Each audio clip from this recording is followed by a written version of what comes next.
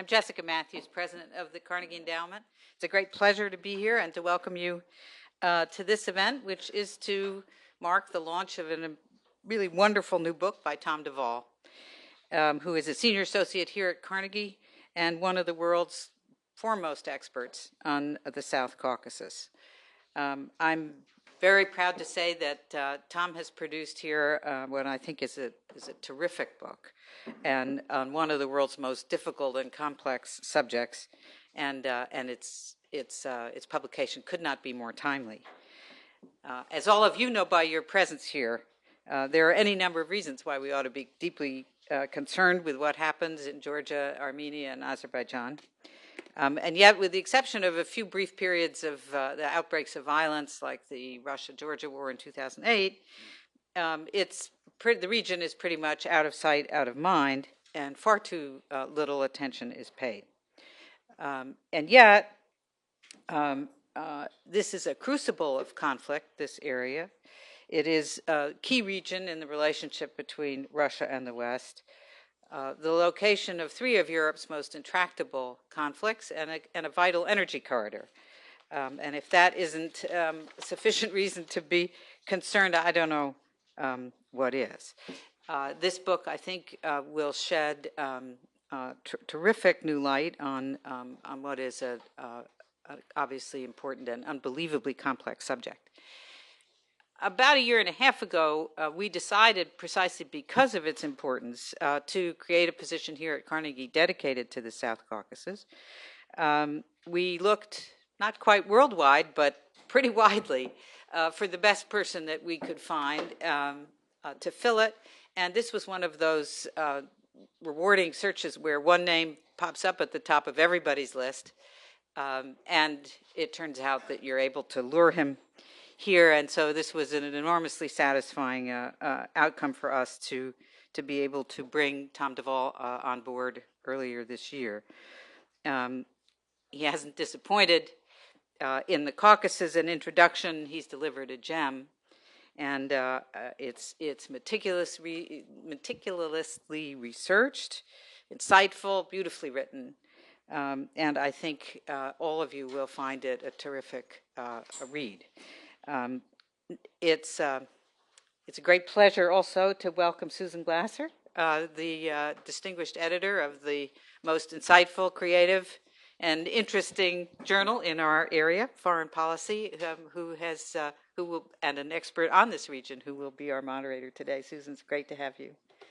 Thank you so much, Jessica. I'm not going to bore us all with a long additional introduction because I think Jessica has really summed it up, except to put in my own plug for Tom's book, which, in addition to being important and scholarly, really is a terrific read. And having worked for 4 years in the region and being based out of Moscow, it's the one book I really wish we had had. And I'm only sorry that you didn't get a chance to write it a decade ago.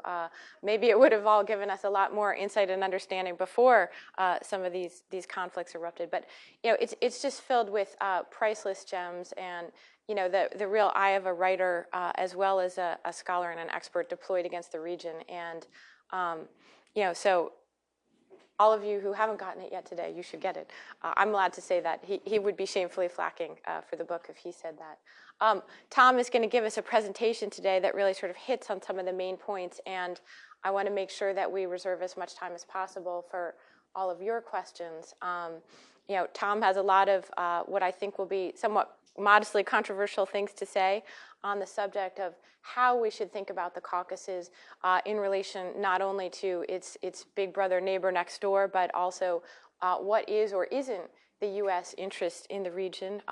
Where do Iran and Turkey fit in? And a sort of very real plea for considering these three countries in their own right as well, and not merely always and inevitably as pawns in some broader great game, which is the subject of a piece that he has on Foreign Policy's website today. And I do think that, in particular, a lot of you will be thinking about what are the prospects for future conflict between Russia and Georgia? That's the context in which you may be looking at the South Caucasus right now. And I think Tom has a lot to say, and I'm sure we're going to elaborate on that more. Some of it very counterintuitive, which is to say that Russia perhaps is the bear that doesn't always bite in the region. And I know you'll want to talk with him more about that, but we'll let him begin with his presentation. Thank you. Well, thanks so much.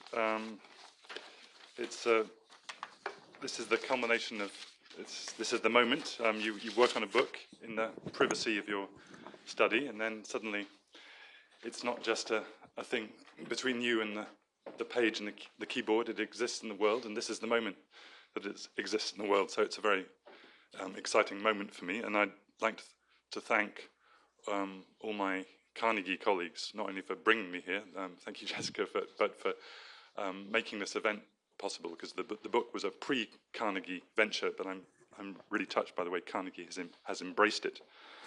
And also lots of people I've worked with in the Caucasus, in Moscow here today, which is good to see. My wife, Georgina, thanks so much, and the only person who isn't here is the dedicatee of the book, my daughter, who has to be in school, unfortunately.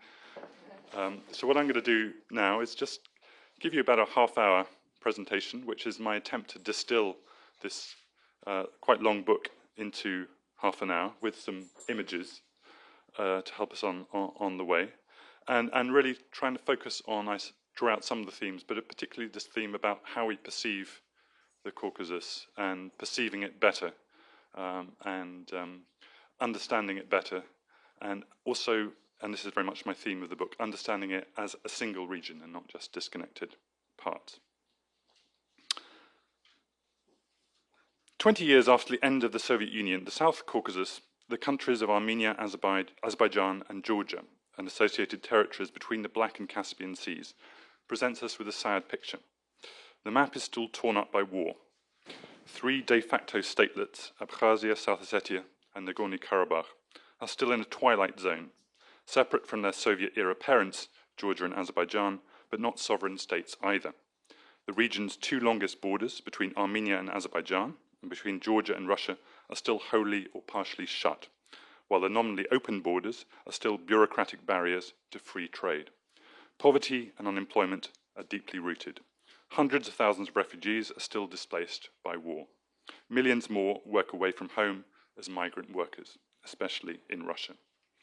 Take a look at the world GDP table. Oil-rich Azerbaijan has climbed up, but is still barely half as rich as Russia or Turkey, with Armenia and Georgia even further behind. Their former Soviet co-republic, Estonia, is 3 times wealthier than Azerbaijan and 6 times richer than Armenia or Georgia. So I would contend an enormous human potential is being disgracefully squandered here. Both locals and outsiders share the blame for this sad picture. The outsiders are at fault, in part because of failures of perception that have, in my view, only made bad local politics worse. So in this presentation, I want to identify what I call 3 mirages, 3 misguided approaches to this region that obscure proper understanding of the way it works. But, so you don't get thoroughly depressed, I also want to cite the surprising case of 2 multi-ethnic markets as a counterexample of how well things can work in this region. I start from one principle that not everybody shares. The South Caucasus is a region, deserves to be treated as one, and benefits from a holistic regional approach. If you treat this place as a single organism, that increases the health of all its parts. Many don't agree. Some argue that the idea of a South Caucasus, or its Russo-centric variation, the Trans-Caucasus, is just a Russian colonial construction, and it's better nowadays to jettison the concept altogether or include it in a wider Black Sea region, quote unquote. Others say the 3 main parts of this fractured whole are so distinct from one another that each needs to be addressed separately. Now, of course, no definition should be a straitjacket, but I want to make the case that there is indeed a South Caucasus region. Begin with the map, and here's the map from space. It shows a geographical space defined by 3 strong natural borders, the Black and Caspian Seas and the Great Caucasus mountain range, the highest mountains in Europe, which, in the famous phrase of the Greek geographer Strabo, form a rampart to the isthmus which separates one sea from another. This makes for a space that is neither fully Europe, Russia, Asia, nor the Middle East, a bridgehead of three small nations surrounded by much bigger neighbours. And there are three other common features I want to mention. A shared culture that any anthropologist will recognise, of rituals, family traditions, not to mention Caucasian music and food. This has more than just folkloric interest. It helps to dispel the myth of ancient hatreds dividing Caucasians from one another. A shared history within the Russian Empire has also left its mark. This has given the people of the region a distinct political culture, both more secular and Europeanized, but also more politically oppressive than its other neighbours. Finally, economic infrastructure makes this a region and a communications corridor. Russian railroad engineers literally blasted this economic region into existence in 1890 when they carved out a rail tunnel through the Surami highlands of central Georgia. And here's the tunnel. Before this tunnel was built in 1890, Georgia was really two separate countries. It was one which was a western Black Sea one and a central one, the western one under Ottoman influence and the central one under Persian influence. The Surami tunnel suddenly linked it together. So by building this tunnel, they properly united western and eastern Georgia for the first time, and also laid the way for the world's first so-called kerosene pipeline, linking Baku and the Black Sea coast, the forerunner of today's Baku-Tbilisi-Ceyhan pipeline. A new web of railways was laid in all directions.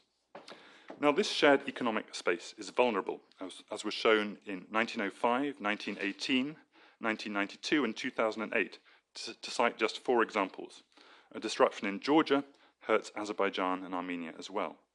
The South Caucasus then can be a dynamic hub, or as it is today, a tangle of checkpoints and closed roads and railways. And unfortunately, the tendency to break down is nothing new. We've been here before. Here's the report of one foreign observer. The three governments, from an Occidental standpoint, are now thoroughly inefficient, without credit, and undoubtedly corrupt. Alone, each faces inextricable financial difficulties. Religious differences added to racial threaten to embroil them unless brought under a common control. Two of them have no outlet to the Black Sea, except through Georgia over the railroad. They have no present intermonetary, postal, or customs union, and as stated, no definite agreement for common control and use of the railroad, and are in continual squabbles over boundaries. Azerbaijan has no educated class capable of well administering a government. Georgia is threatened by Bolshevism. Armenia is in ruins and partial starvation. Well, some echoes there, but the year was actually 1919. The observer was the US General James Harbord, sent to the region by President Woodrow Wilson. Here he is. Tough job, sent to fix the region from Washington. Wilson, nothing if not ambitious. Harbord was witnessing what I call a recurring historical condition, which was even more acute in 1918 to 20 than it was in the 1990s. On each occasion, the Tsarist and then the Soviet policemen disappeared, and the locals were left in a state of conflict and chronic insecurity. Harbord drew the almost utopian conclusion that the region could be adopted under a US mandate. If we refuse to assume it, he wrote, for no matter what reasons satisfactory to ourselves, we shall be considered by many millions of people as having left unfinished the task for which we entered the war and as having betrayed their hopes. Well, this was his ambitious answer, the idea of a mandate, to a historical challenge: how to provide the South Caucasus with both liberty and regional security at the same time. In 1919, as in 1991, it had liberty without the second, regional security. And just talking about repeating patterns, that's Armenians fleeing eastern Anatolia in 1915 to their deaths in millions of cases. And 1993, Azerbaijanis fleeing Kelbajar region during the Armenian-Azerbaijani war over Karabakh. So some of the same, unfortunately, repetitions, and don't forget this is also a region characterized by enormous numbers of displaced people and refugees. So Harbord's, and here's a reminder from Harbord about how history changes as well, that in 1919 There was a big Western superpower, which was seen as the dominant military power of the age, and that was Great Britain. And there was a power interested in multilateralism and softer power, and that was the United States. And General Harbord makes the point, the taking of a mandate in this region would, of course, bring the United States into the politics of the old world, contrary to our traditional policy of keeping free of affairs in the Eastern Hemisphere. Well, his description, I think, and the situation he found and was unable to do much about, brings me to what I call my first mirage. The illusion that the Caucasus is a quote-unquote great chessboard, where the big powers set their goals and then push the locals around like pawns. That is not actually what happens here. It wasn't really true in 1919, and it certainly isn't true today. In actual fact, the weather changes, the geopolitical weather changes, but the locals manipulate the outside powers more than the other way round. The cost is always high, but they always survive. I think the key point is that in the 21st century, the Caucasus is still the Caucasus, in all its complexity and variety. It's not an assimilated province of Russia, Turkey, or Iran.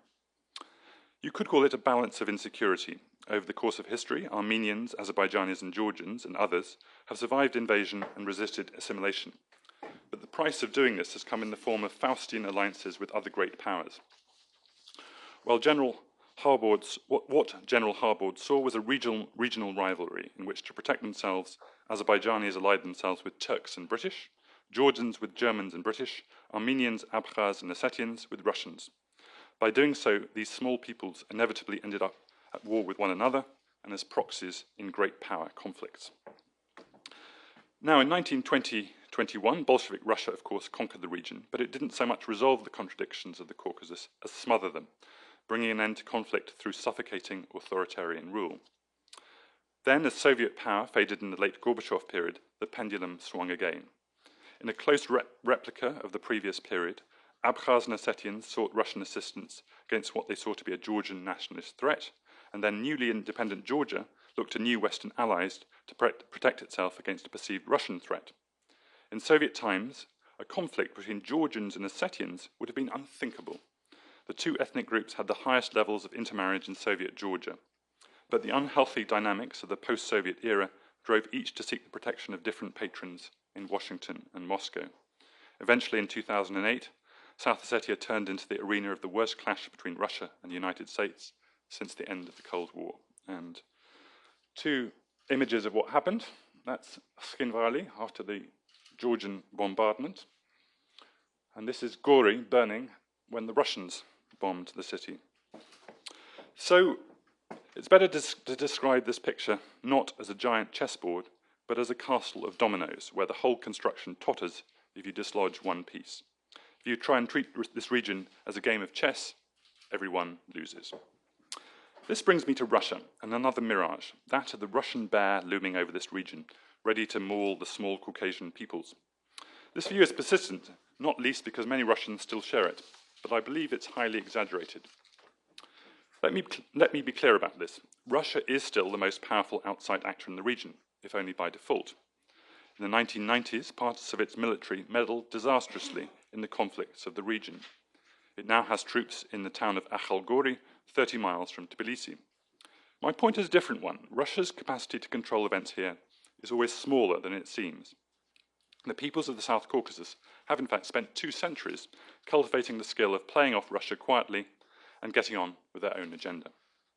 Again, geography plays a determining role. Contrast the South with the North Caucasus, where Russia generally tries to rule by consent, but can, if it wants to, resort to the use of overwhelming military power. South of the mountains, Russia's capacities are stretched even further.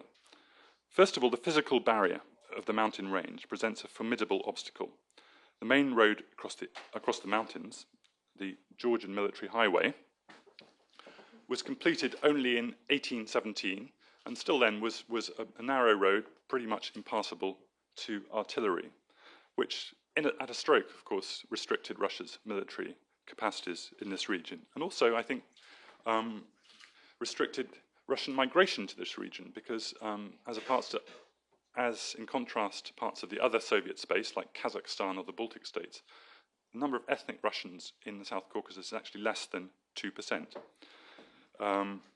Add to that histories of strong statehood in the region, and you get a place where Russia really has to rule hand in hand with local rulers and actually has far fewer levers than we think. In the 20th century, Bolshevik and Soviet rule of the region was never a fully Russian affair. Of course, ultimate authority lay in Moscow, and Moscow ordered mass repression here, as it did in the rest of the USSR. But locals ran the show pretty much from the beginning. And here's a little show of some locals. Mikoyan, Stalin, and Orджоникидзе. Good array of moustaches there. Three men who basically conquered the Caucasus for the Bolsheviks, all locals, one Armenian and two Georgians. That's Heydar Aliyev with Brezhnev. It's not quite clear who's more powerful in that picture. If you didn't know that the man on the left was more powerful, you might think the man in the middle was. Aliyev was incredibly skilled at playing off Moscow.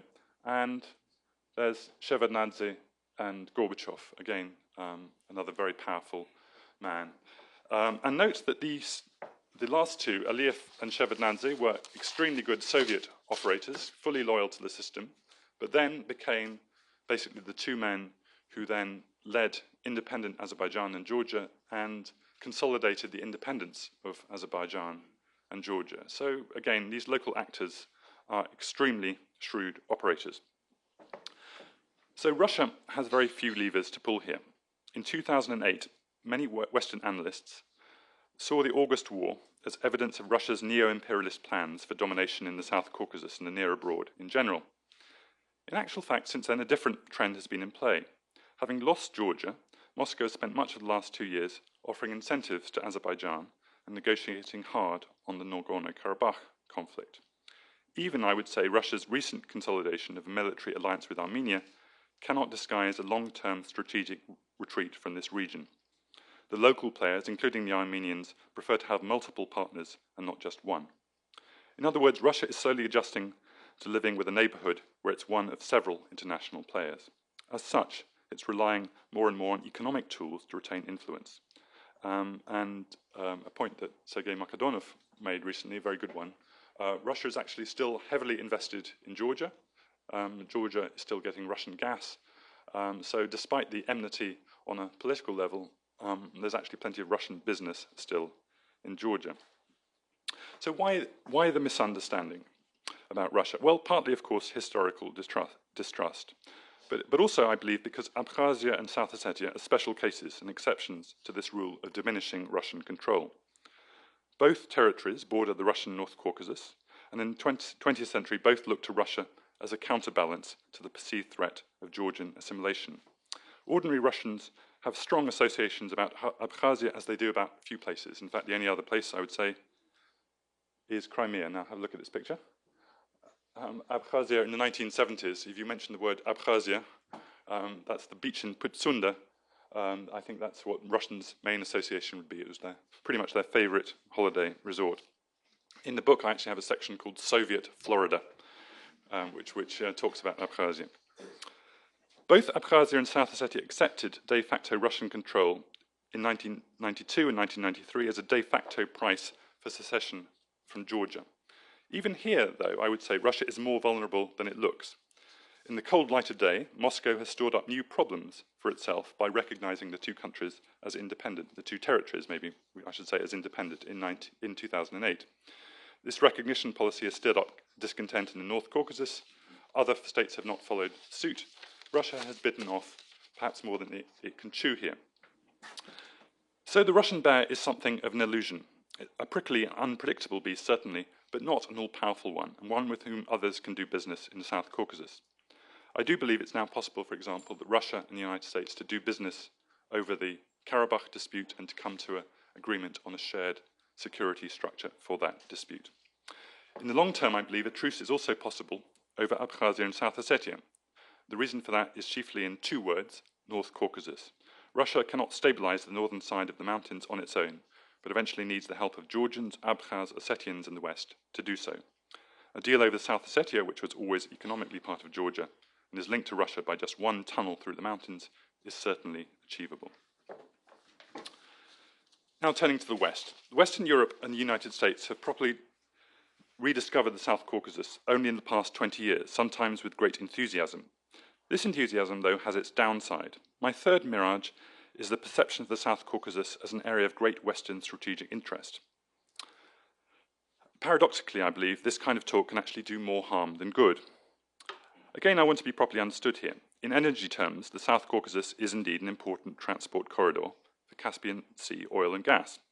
Oil pumped through the BTC pipeline has also brought billions of dollars of much-needed revenue to Azerbaijan, and rather less to Georgia. Caspian Sea gas has lessened the reliance of both countries on Russian gas. My concerns are twofold. First, energy policy was not really part of an integrated economic strategy. Resource extraction tends to benefit elites and foreign companies more than it does ordinary people. Certainly it creates very few jobs, and less than 2% of the Azerbaijani workforce is employed directly in the oil and gas industry. Without a broader economic upturn, energy wealth has the capacity to aggravate social divisions rather than ease them.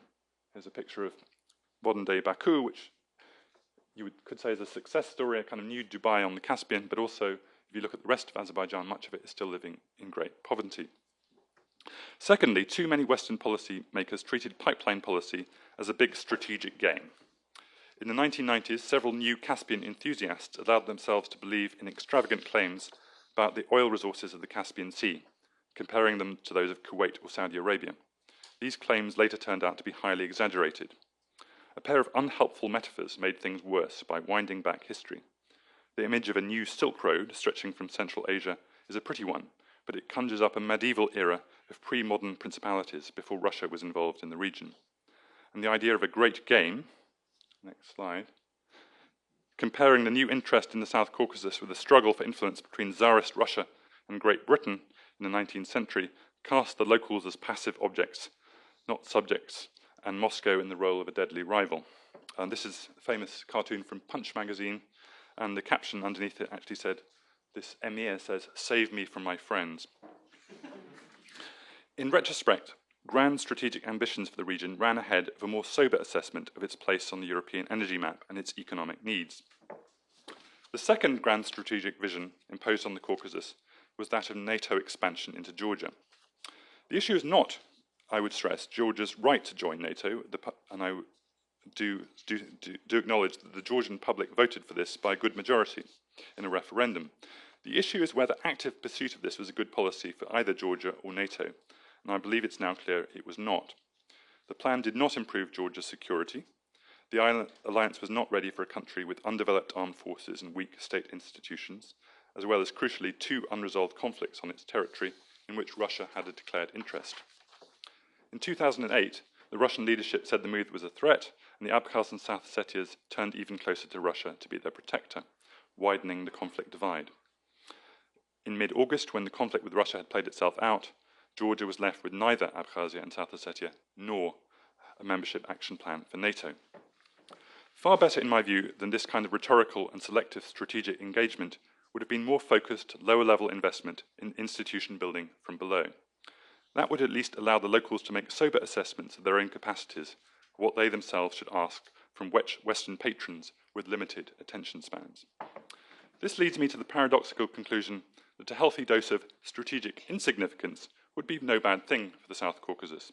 It would allow all interested parties to concentrate on helping solve its everyday problems.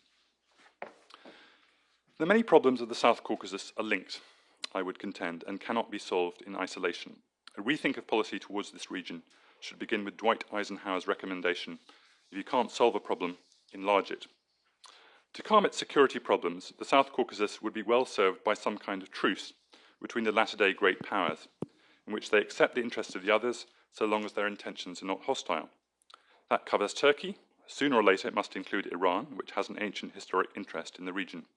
Chiefly it concerns Russia and the West. The outsiders should agree not to provide offensive weapons to the region and to work together to halt any slide to conflict. That vision only makes sense if the region belongs to no regional security organization. Its in-between status making it a zone of neutrality rather than conflict. At the moment, clearly, this vision is utopian, given the heavy Russian presence in Abkhazia and South Ossetia and the smouldering volcano of the Karabakh dispute. Still, outsiders have greater freedom to imagine a different future than locals do, and can frame their policies with that destination in mind. Hand in hand with a vision for greater security goes an economic vision, which only makes sense as a regional project, with the South Caucasus region imagined as a free trade zone and communications hub, radiating out to 5 points of a star, to Russia, the Caspian Sea, Iran, Turkey, and the Black Sea. The day the railway line is reopened through Russia, Abkhazia, Georgia, Armenia, Nakhchivan to Iran, is the day the South Caucasus regains its role as a region with real prospects for the future. But currently, I'm afraid the situation looks like this. That's an abandoned railway carriage in Abkhazia, the Abkhaz railway, a railway going nowhere. Few locals and outsiders think in these terms. Narrow bilateralism is an abiding problem in Caucasus policy and is made worse by multiple policy agendas of a country such as Russia or the United States. With some honourable exceptions, many of them in this room, I'm afraid that in Washington nowadays there is less often a South Caucasus policy than 3 bilateral policies, each with its own adherents. I don't need to tell you where these adherents are. The Armenian lobby over in Congress, mainly Azerbaijan, mainly in the oil industry, and Georgia as a prize exhibit in, still for some people, in President Bush's democratization agenda. Bilateralism reinforces divisions. Many members of Caucasian governing elites are opposed to regional cooperation, which reduces their own power and cuts the profits of monopolies run by their friends and allies. They also prefer to keep the population as economic clients, not independent actors. Even the most reformist government in the region, that of Mikhail Saakashvili in Georgia, rules from the centre by fiat, moving from one favoured project to the next. Saakashvili is said to have chosen himself the colour of the new buildings in his mass redevelopment of the port city of Batumi. The most promising agents of change in the Caucasus are, to my mind, currently some of the most marginal: small businessmen and traders. There is huge entrepreneurial energy here, but sadly too much of it is outside the region, being invested in places like Russia, not in the Caucasus itself. One day, however, these people could follow the trail blazed by the small businessmen of Anatolia, who have spearheaded Turkey's dynamic economic growth over the past decade. Small traders are no respecters of borders or ethnic difference, and the mythical ancient hatreds that politicians sometimes conjure up to mobilize loyalty and hatred. International organizations have spent millions over the past 2 decades on peace-building projects in the South Caucasus, but the 2 most effective catalysts for cross-border cooperation were 2 markets that were entirely spontaneous. One was outside the village of Agnesi, on the administrative border between South Ossetia and Georgia. It was so large that buyers would drive up and down it on motorcycles. Georgians and Ossetians traded almost everything there from cars to matches, and the profits of the market sustained South Ossetia for a decade. The second market was in the village of Sadakhlo inside Georgia, and there the 2 groups trading there were Armenians and Azerbaijanis, almost no Georgians in sight. Those are actually some Armenian traders selling their mandarinchiki, as they call them in Russian, to Armenians. Georgian and Armenian politicians closed down both these markets in the earlier part of the last decade, saying they were a massive source of tax-free trade. Well, they were, and technically speaking, both these markets were havens of smuggling. But it would have been far better to keep them open and work to legalise their operations and channel them in a better direction.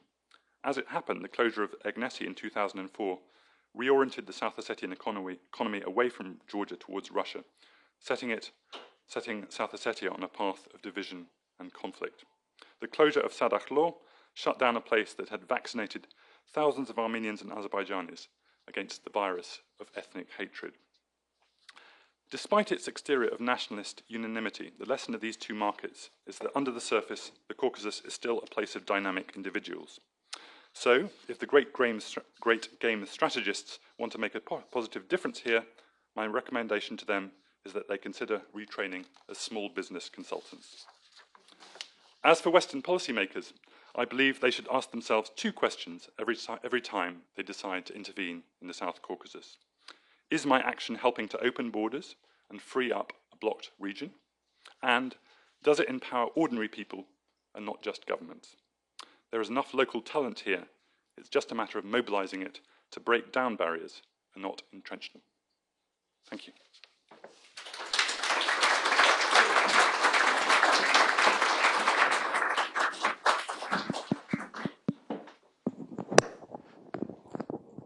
thanks so much. That was absolutely a sort of terrific tour of the horizon. I think I'd love to pick up with your notion of strategic insignificance. I think it's the first time I've seen a regional expert make the case in Washington for why Washington should not really pay quite so much attention.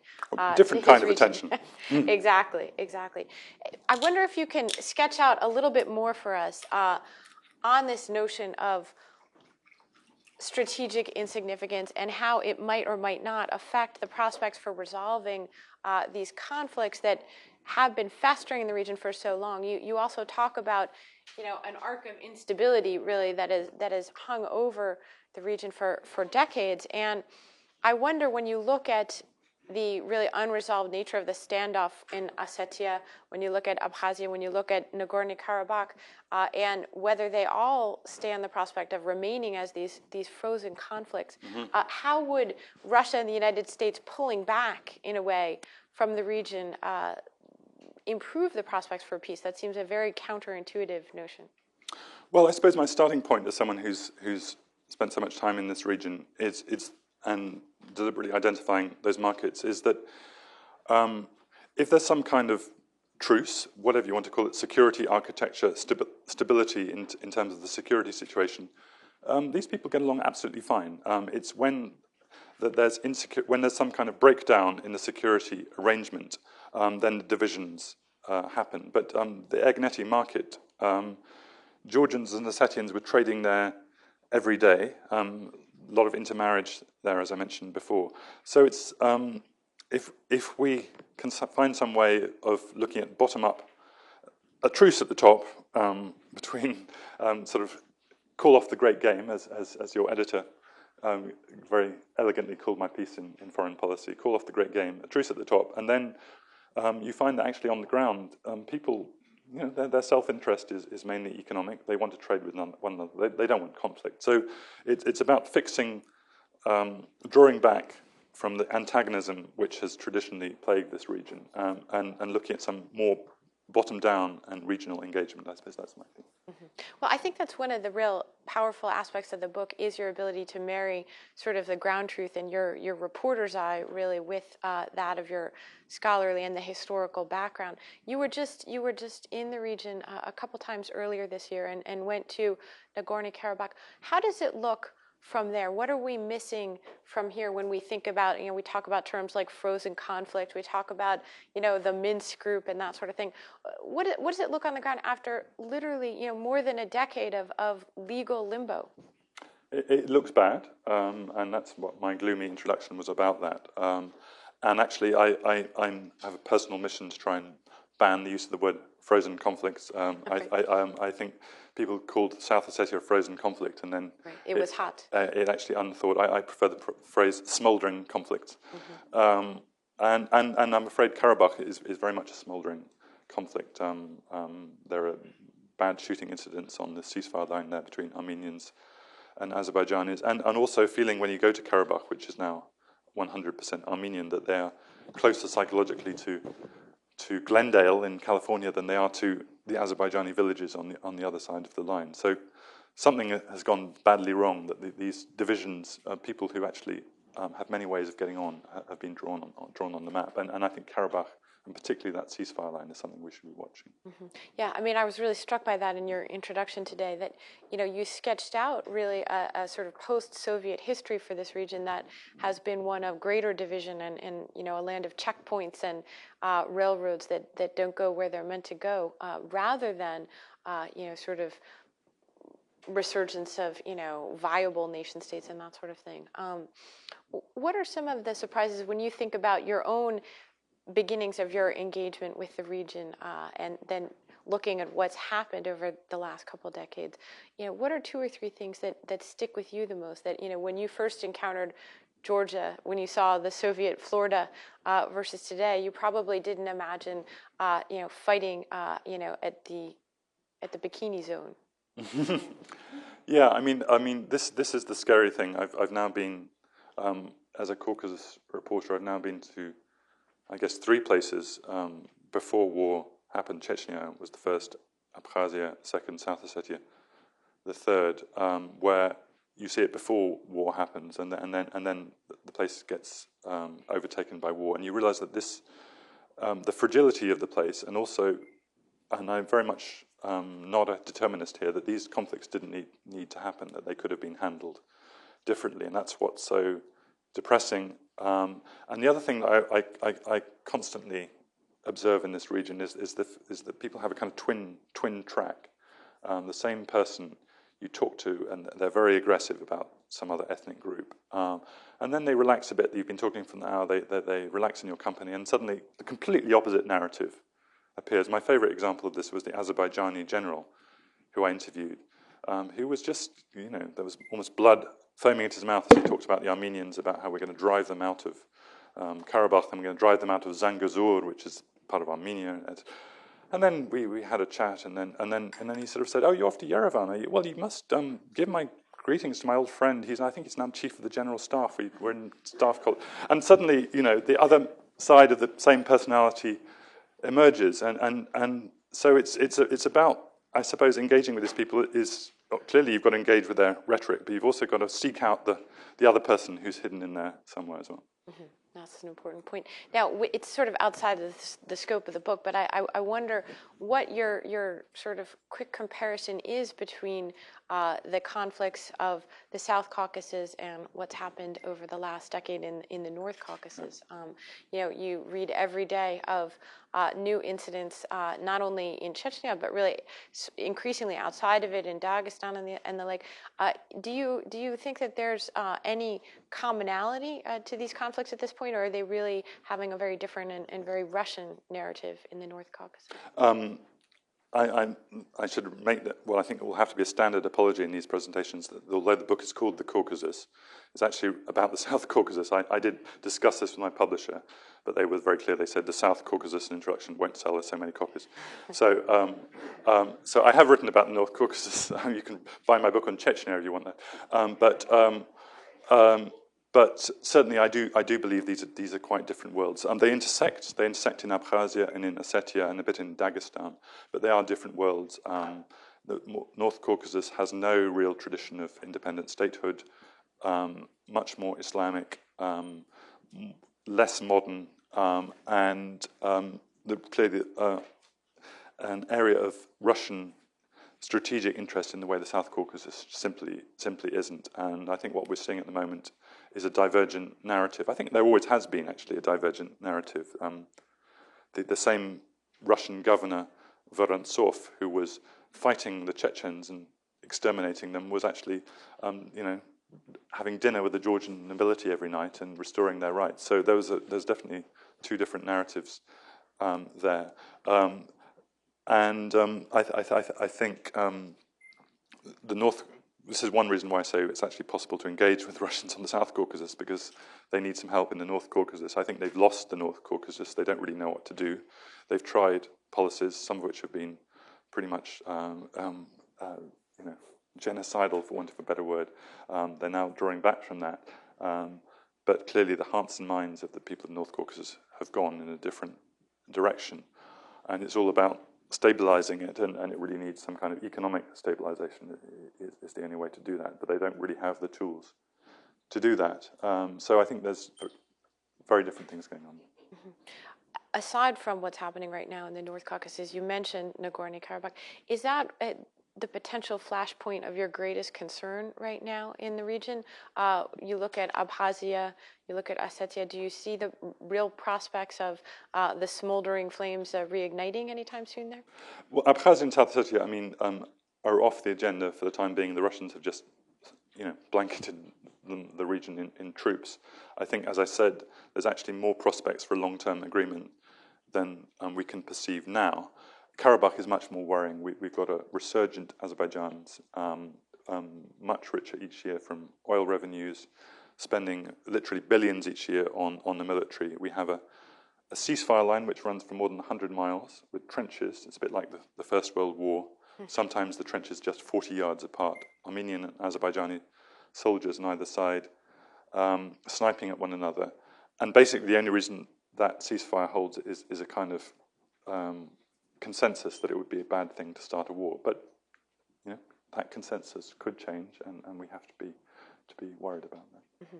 Are there any upcoming political moments of where there could be a what's the right word, a fork in the road that could lead to new round of conflict there? Nothing in immediate prospect. I think there's just a long-term trend which is worrying. The talks have pretty much stalled. Armenia was distracted by the normalization process with Turkey, which then in itself stalled, and that in itself then hurt the Armenia-Azerbaijan process. The Azerbaijanis are frustrated. They see no progress. They get more belligerent. The Armenians retrench. We get into a negative cycle.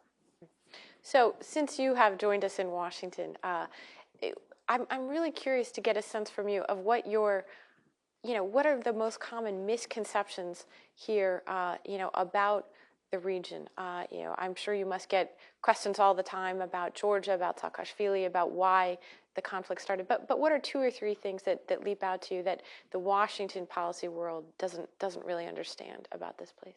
Well, I think one is certainly still seeing it through the prism of Russia, which is a bit paradoxical, that you're actually kind of magnifying the role of Russia by being hostile to it. So there's a bit of a paradox here. Some of the people who say they're kind of worried about Russia are actually giving Russia more importance than perhaps it deserves in the region.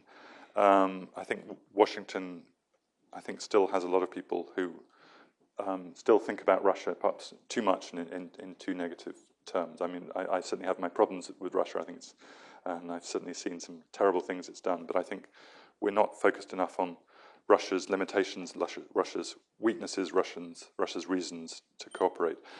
And secondly, the other thing that has struck me is this bilateralism. Jim Collins, who unfortunately isn't here, allows me to use a phrase, good phrase he copyrighted, terminal bilateralism, which I think is a problem in Washington and particularly a problem in the Caucasus. I meet people here who are very good, but very thoughtful, but they only know one bit of the Caucasus. They know Armenia, they know Azerbaijan, they know Georgia, and they don't see how the 3 are interconnected, and they don't see how just focusing on one bit and not the others, it can be dangerous. Mm-hmm. Well, I think that's a great point to let our audience jump in today. This is such a knowledgeable group. I want to have questions. If you could just, when you raise your hand, just identify yourself and what organization you're with. I think that would be great. Right here in the front. John Evans, formerly State Department. First of all, I just want to congratulate Carnegie for having brought you here, Tom. We really felt the lack of good expertise on the Caucasus, and you are beginning to fill that gap most admirably, and congratulations on your book. There are 2 points you made that I see as potentially in conflict. First of all, you very helpfully pointed out, and those of us who've worked there know that very often these little countries manipulate the big ones to their advantage, and they have centuries of experience in doing this. Now, how do you then also talked about strategic insignificance and suggested that the area ought to be off limits for great gaming and left to not to its own devices, but as a neutral place. But the trouble is that these 2 things work against each other. These small parties are constantly trying to draw in the bigger powers. Now, Iran so far, not so much, although I'm glad that you mentioned Iran, both of you, because so often we forget, with our focus on the nuclear issue, we forget that Iran is an important potential regional power. But don't you think that we really need to, that we, the bigger powers, the outside, need to be trying to maintain the balance there in a more traditional political military sense, trying to avoid situations that would lead to instability? That's my question. Well, I hope I didn't give an impression that when I said strategic insignificance that I meant sort of neglect. And I did have the concept in that presentation about the truce, which could and indeed Russia and the United States are working quite closely together on the Minsk Group on Karabakh, and in my view should actually be having the conversation now about what kind of security arrangement could be introduced there post-conflict. Certainly I didn't want to give the impression that I'm talking about a kind of withdrawal. I'm just talking about a kind of reconceptualizing of the region in which you talk less about competition over the Caucasus, and you talk more about cooperation, and you also focus more on a kind of integrated economic model for the region. The region as a communications corridor, which seems to me has to be its potential, and a potential which is obviously completely broken at the moment. Yeah, in the back there.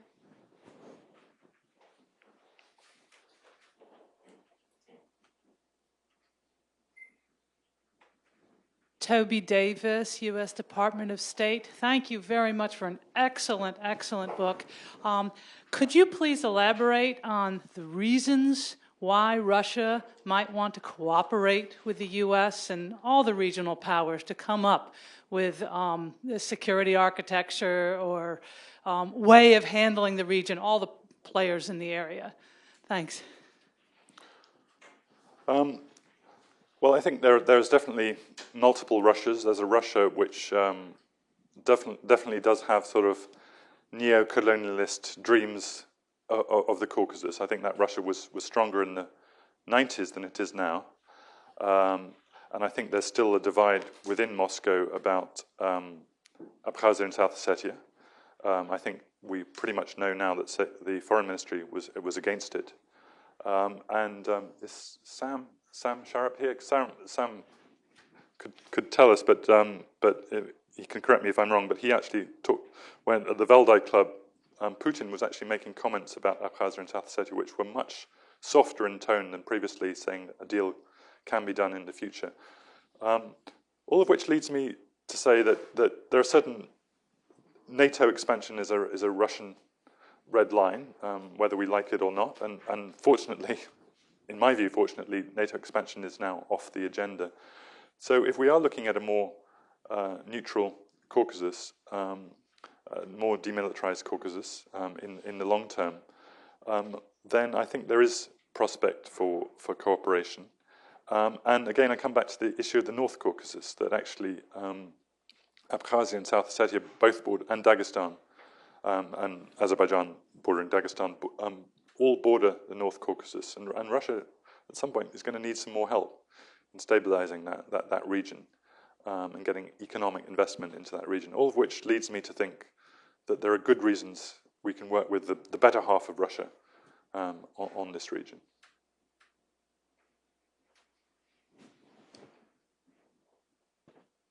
Oh, sorry, I'll get you next. Sorry. Jeff Goldstein from the Open Society Institute.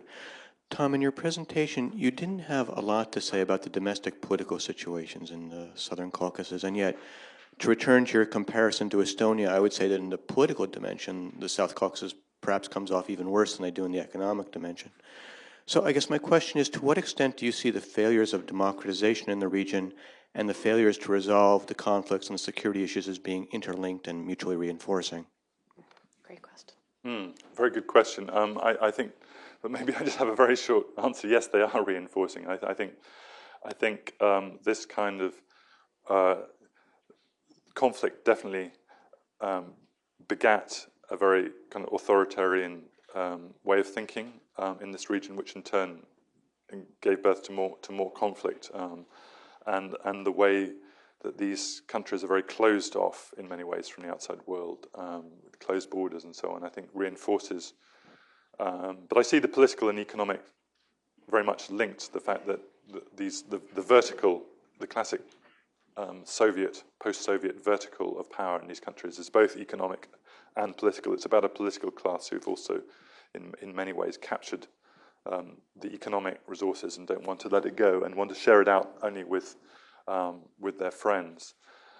So I see these processes as being interlinked. Georgia is probably the most promising of the three, but then Georgia has always had traditions of more of pluralism, as I would say, than democracy. Georgia does have a natural pluralism to it. Armenia, again, would be slightly worse, and Azerbaijan worse again, I would say. So this is very worrying. But again, I think, and there's things we can try and do about trying to change the political system. But I think that's pretty hard. Which isn't to say we shouldn't try. But I do think, again, taking my approach, which is looking at the regional aspect and the economic aspect, I think it is more doable if we're looking at some kind of long-term transformation. All right, I promise this gentleman here in front. Wayne Merry, the American Foreign Policy Council. Having had the good fortune to read an advance copy of the book, not only do I recommend that it be widely read, but actually even widely assigned. I think the book should be assigned in block in places like American war colleges, other training institutions, the UN, OSCE, corporations, practically anybody having involved And he's in the an Caucasus. unpaid advocate. Yes.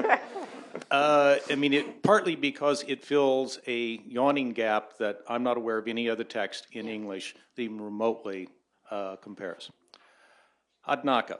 One shortcoming I would identify for a Washington readership is partly one of the virtues of the book is that it treats Russia not as an outlier to the Caucasus, but as an integral part of it, geographically, demographically, historically, and so forth. Not the South, what you call the South Caucasus, but the Caucasus as a region. Right. Unfortunately, it doesn't do the same for Turkey and Iran. And those are countries which demographically, geographically, historically are integral to the Caucasus. And increasingly, Turkey is going to be playing a real political role. And Iran plays a quiet but very important economic role. And in Washington, people's minds are bordered by the southern frontier of the former Soviet Union. Everything south of that is a gray area on official maps.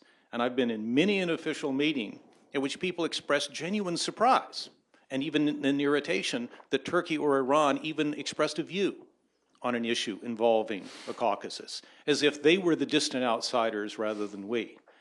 And my suggestion for your next edition of the book, since it's going to be in long-term print, is that you expand your conceptual framework a little bit to treat the Turks and the Iranians as every bit as much important long-term permanent great power participants in these issues as is Russia. Thank you, Wayne, and thank you for the. I hope you've sold a few dozen copies with that. Your opening remarks. Turkey is there, and Iran are very much there in my first chapter in the sort of pre-1800 history of the Caucasus, and then they start to disappear. And they have, obviously, the last 20 years they've started to come back. But I don't believe they're there yet. And I've been spending some time in Turkey this year, and I see that great ignorance about the Caucasus in Turkey. I actually have a little box in this book also called Andorra, the conflict that didn't happen. In 1918 to 21, there were several conflicts in the region, one of which was in Andorra on the Black Sea coast. And yet, this conflict didn't resume. And asking myself why, the Abkhaz and the Ossetians and the Karabakh Armenians had their patrons, people they could, when they went to war, people who were behind them, the Russians and the Armenians of Armenia. The Andorrans' traditional patrons were the Turks. And yet, suddenly, 70 years on, Turkey had pretty much forgotten about the South Caucasus. The Andorrans, the Cold War frontier, had worked in a way. And the Andorrans suddenly weren't looking to Turkey to protect them in a new conflict to separate from Georgia, all of which leads me to the conclusion that maybe in 10 years' time, if I do a new edition, there'll be more to say about Turkey and Iran. But at the moment, they're pretty much the dogs that are not barking. They kind of express an interest for historical reasons, but they're there economically, but as political players, they're not really there yet. Interesting. More questions?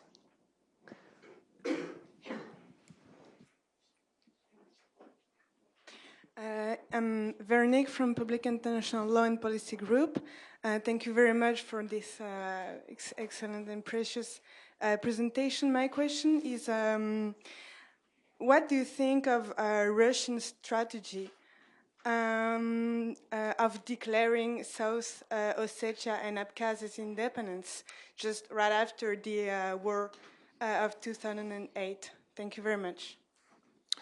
I think it was a mistake. I speak as someone who has quite a lot of sympathy for ordinary Abkhaz and South Ossetians and the state they find themselves in, and I think they've been unjustly neglected as people with rights and aspirations. But I do think it's it was a mistake to declare them independent. My Carnegie colleague, Dmitry Trenin, who I think was due to arrive today but probably hasn't made it quite yet, and I separately arrived at the same idea about the Andorra model for Abkhazia and South Ossetia. That Andorra, as this distinguished audience of course knows, has two heads of state and has done since 1278. There used to be the King of France and the Bishop of Catalonia, and now it's the President of France, and I think still the Bishop of Catalonia. And the point is, in Andorra, you don't have to choose. If you want to be French, you can be French. If you want to be Spanish, you can be Spanish.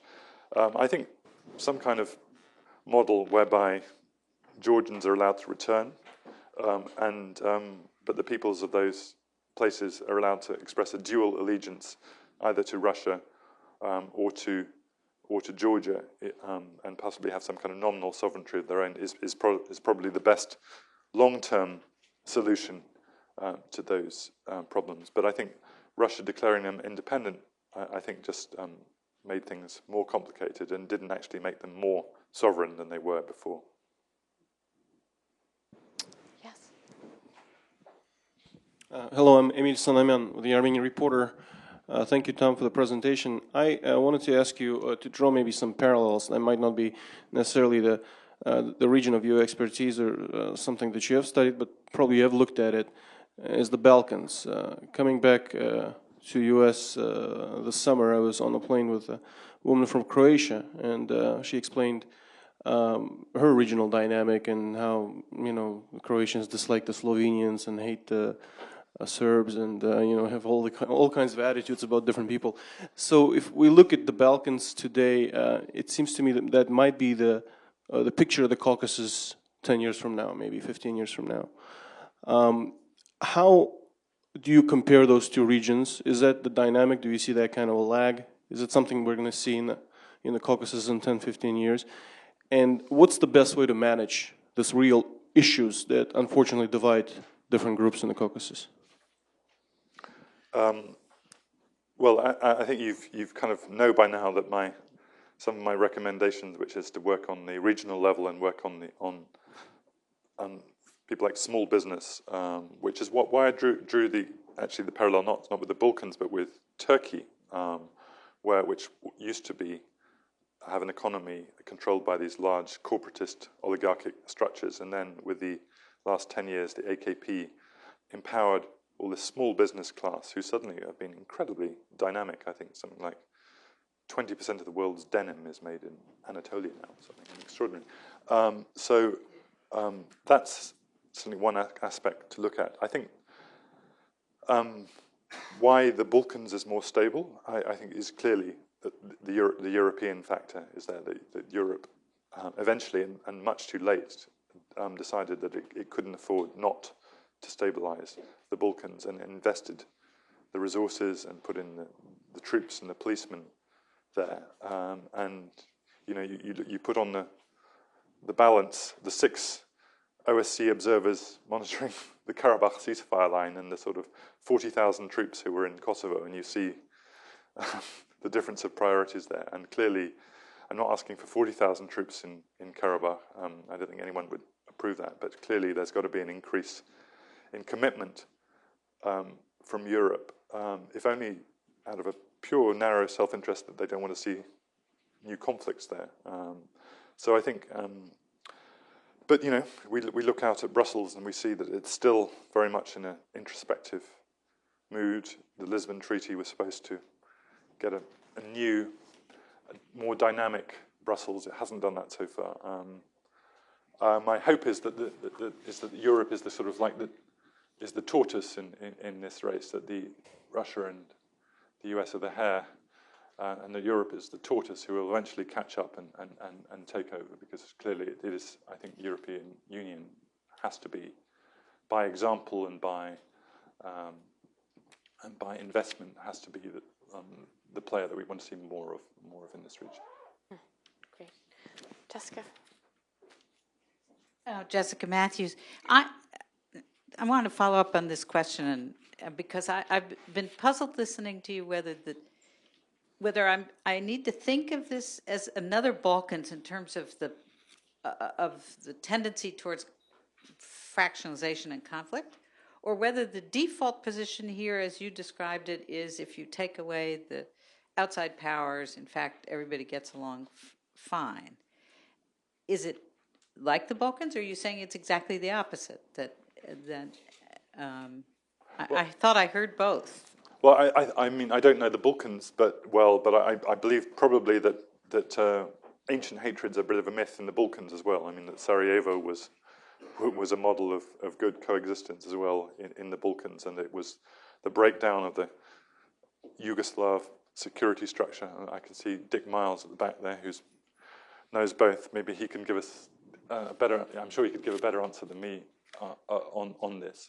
I mean, I'm definitely not advocating a kind of withdrawal, and I think some security architecture is definitely needed for the Caucasus. I suppose what I'm talking about is a kind of reconceptualization, a deal with Russia where Russia is kind of certain Russian interests are factored in to the Caucasus, but not the Russian military interests in the Caucasus. So I'm talking. I suppose the difficult thing again about the Caucasus is how it's a kind of lands in between. It's not one thing nor the other. The Balkans is identifiably Europe, so it's pretty obvious what the security arrangement is going to be there. What we can see now is that the security arrangement in the Caucasus has gone wrong, and I don't think the conversations we're having at the moment are fixing it. So it's about trying to get a new conversation involving the Russians and the Turks and the Iranians there, but not imposing an agreement, but working with the locals to look at an arrangement that doesn't just satisfy one group, but satisfies all groups. This is the sort of the puzzle that we need to be fixing. Okay. Here in the front. Hi, I'm Josh Kuchera, freelance journalist. I want to follow up with what you said about Turkey and what role do you think Turkey's going to play? Obviously, their foreign policy is kind of in flux these days, and they're trying a rapprochement with Armenia, and but yet have these traditional ties to Azerbaijan. And as you said, Armenia and Azerbaijan appear to be heading towards another conflict over Nagorno-Karabakh, and I'm curious what role you think Turkey's going to play in that, if the people that you talk to in Turkey kind of had an opinion about what they're going to do. Well, I think Turkey mishandled, unfortunately, the opening it had with Armenia. Maybe it's not just Turkey's fault, but it's largely Turkey's fault. If Turkey wants to be a regional player in the Caucasus, it has to deal with all three countries, not just with two. And that means dealing with Armenia. That means opening borders, normalizing relations. For whatever reason, they didn't manage to complete the normalization with Armenia. They allowed Azerbaijan to torpedo it, and now we're really stuck. And in fact, what the Turks have managed to do with spectacular incompetence, you might say, or bad timing, perhaps, it would be a kinder way of saying it, is they've tied one difficult process, Armenia-Turkey, to an even more difficult process, Armenia-Azerbaijan. So I think Turkey needs to kind of regroup and work out what to do next. I don't think it's in its long-term interest to be shut out of the Caucasus and have no relations with Armenia. So it's all about what can be given to Azerbaijan to bring it into this process. And I think, again, if we're asking about Washington, Washington's role could have been to make a stronger case to Azerbaijan that Armenia-Turkey normalization was in Azerbaijan's interest, that is, it wouldn't do them any harm, would actually do them quite a lot of good in the long term. And I think looking back on this process, let's say if Hillary Clinton had visited the Caucasus, not in July, but in January, and stood up in Baku and said, this is a historic process which we support between Armenia and Turkey, and we think it's good for you, Azerbaijan. That would have been, may not have been decisive, but that could have at least been a push towards Azerbaijan, not to try and torpedo the process as it did. But now, as it is, we're all stuck, unfortunately. This is actually a good example of the terminal bilateralism that you're talking about, whereas the U.S. was very focused on the prospects of a deal between Turkey and Armenia at long last, and didn't seem to factor in Azerbaijan until this fatal linkage had already been made. That's a good example. I know we had some questions in the back there. Steve, and then the man next to him. Hi, Tom. Steve Levine. I'm a contributing editor of Foreign Policy. Great talk. Thanks. Tom, looking back, if you can, 15 years or so, you're suggesting that if this great game hadn't played out on the Caucasus, that we'd be looking at a different place right now. So I wondered if you could sketch out what would we be looking at now if the U.S. hadn't gotten behind the BTC pipeline. Would Shevardnadze and Aliyev have been able to carve out the independence that they did? Yeah, I hope I wasn't heard to be saying that the US shouldn't have got behind the BTC pipeline, which I think is a good project. I think, as you, Steve, know better than I, the BTC pipeline had two incarnations. The first was very much a political project, imposed and coming very much from Washington. And funnily enough, the oil companies didn't buy into it. The second project was much more commercial. BP said, yes, this makes economic sense, and invested in it. I suppose what I'm saying is the kind of, some of the talk that went behind the first BTC euphoria was very damaging. It magnifies the expectations of the locals, it antagonized the Russians, and it didn't bind the oil companies. BTC, finally got going, and it's actually a very good project. As I say, it shouldn't be seen as a panacea because, as again you know better than I, the oil and gas doesn't cure an economy. It just doesn't provide a whole economy. It just provides a big source of revenue. But it's been a good project for the region, and I wouldn't want to be heard to be arguing against it.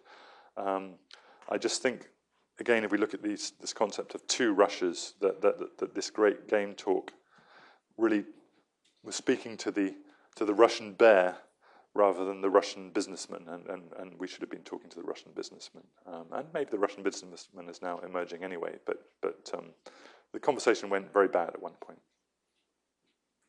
Yes. Okay, Andrei Larionov. I have one comment and one question. One comment concerning your idea shared with Dmitry Trenin about the Andorra solution. It seems to me that essentially the same proposal has already been made 2 years ago by Mikhail Saakashvili in the summer of year 2008 to Russia, and it has been very clearly some kind of clarified, but it has been rejected. Actually, it has not been even discussed. That time, Russian leadership wanted very clearly not a shared responsibility of South Ossetia, but independence of South Ossetia was actually the occupation of South Ossetia. It was before the war. So it just looks like, with all due respect to you and to Dmitry, seems to me this idea is not in interest of the Russian leadership even 2 years ago. And I wonder whether it would be interested today with absolutely new geopolitical situation. But my question would be on different subject. You already mentioned Nagorno-Karabakh and the risk of new war probably the highest at the moment. Just if you can try to some kind of play this game, if all of a sudden the new war will be sparked over there, regardless who will start first, but what would be the behavior of main players, not only inside the South Caucasus, but outside, including Russia, Turkey, Iran, United States? Okay. Thank you. Yeah, on the proposals in 2008, I think my problem with the Saakashvili government was not that they didn't have some good proposals and some good people, including Irakli Alassania, for example, although he was then moved to New York. But it sort of spoke that it had, again, multiple actors. For every Alassania, there was a hawk who was talking about reconquest. And although they came up with some good ideas, they also came up with some rather threatening attitudes, which precluded the Abkhaz and Ossetians from engaging. Yeah, I agree. Russia, when we look at the map now, I may look rather strange when I'm talking about a long-term deal over Abkhazia and South Ossetia. But as I mentioned, Putin at the Valdai Club was apparently beginning to talk about this. He was actually talking about that Abkhazia and South Ossetia will have some kind of relationship with Georgia in the future. And I think this may be a case of be careful what you wish for. That Russia, wanted Abkhazia and South Ossetia to be separate from Georgia, and has now inherited them as its own, and is experiencing problems there. So I think we'll see is the answer. This is not going to be a short-term process. We're talking 10, 15, 20 years before this plays itself out. But I think we'll see, and we'll see if my prediction is right, that actually a compromise will be done in that time period over these two territories. On Karabakh, I think it's a very good question. I think Russia, in particular, is now heavily invested in both Azerbaijan and Armenia. And has recently signed a new defense pact with Armenia. So it's a nightmare scenario for Russia for there to be a new war over Karabakh, which would basically oblige Russia to defend Armenia and therefore lose Azerbaijan. Turkey, likewise, I think would feel obliged to back Azerbaijan, which would not be something it would feel very comfortable about getting involved in a war in the Caucasus, and particularly Turkey also has, dating back to the Treaty of Kars, has obligations to Nakhchivan. So we're looking at some pretty bad scenarios once fighting starts. So hopefully that would be a signal for a lot of people to try and stop it pretty quickly. But as we saw in South Ossetia, a lot of damage can be done very quickly.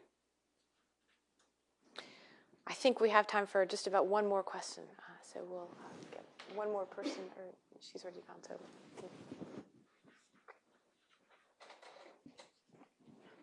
I'm Vlad Gorshkov from the PBN company. You mentioned that there should be an emphasis on the development of small business in the region. But small business does not happen independent of strong institutions that support the economy. And these are weak in the region. Helping to build them presumes, at least in my opinion, seeing the region as strategically important, at least for the sake of securing resources within Washington. So, given this constraint, can you elaborate on how you see the U.S. Helping to do that? Well, let me say, I suppose when I say, obviously I'm being slightly teasing when I'm talking about strategic insignificance, but I would like maybe this region to be more strategically significant for USAID and less for the Pentagon, shall we say.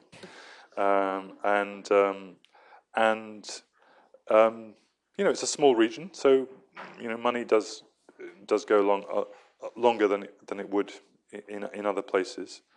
And sure, you need institutions, but you also, as I was mentioning, there are activities which are happening spontaneously, which could be supported. There's trade going on, often great, very ingenious trade between Armenia and Turkey, for example, via Georgia.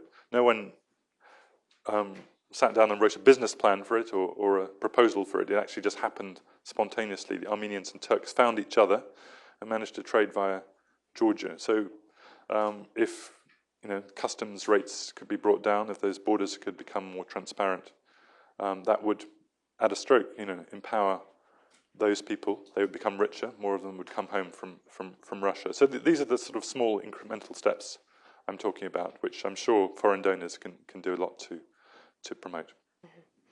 Well, great. I think this is a good note to end on. I should note there are books outside, and I know Tom will be happy to sign them and take more questions. Thank you for the great questions today. Thank you, Tom.